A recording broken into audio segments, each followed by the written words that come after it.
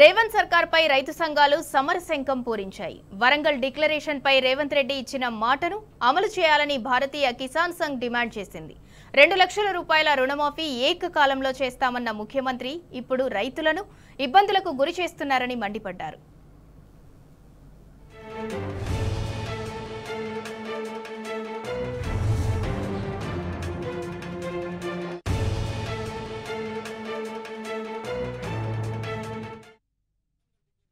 ముఖ్యమైన కీలకంగా ఉన్నది.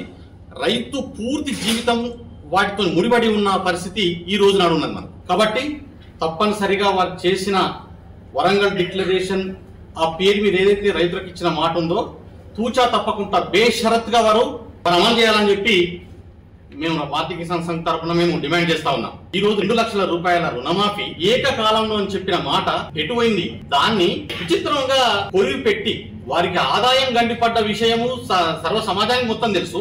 దాన్ని మర్చి ఆయన ఇచ్చిన మాటను నిలబెట్టుకోకుండా ఈరోజు ఎంత వీలైనంత సమాజాన్ని డైవర్ట్ చేసే విధంగా దానిపైనే కాలయాపన చేసి రైతులను ఆత్మహత్యకు గురి చేసుకోవడానికి రాష్ట్ర ప్రభుత్వము వాళ్ళు ఇచ్చిన మాటని మేమేమి అడుగుతలేం, కొత్త అడుగుతలేం, కొత్త గొంతమ కోరిక అడుగుతలేం. మేము వారు ఏదైతే మేము వస్తే ఇస్తామని చెప్పారో దాన్ని తప్పనిసరిగా అమలు చేయడం కోసం ఈరోజు భారతీయ కిసాన్ సంఘ్ కామారెడ్డి సభ నుంచి మేము హెచ్చరిక ఇవ్వడానికి అక్టోబర్ 5వ తారీఖు నాడు కనీసం 15,000 మంది రైతులతోని సభ నిర్వహించడం కోసం మనం ఈరోజు ముందు పోతా ఉన్నాం.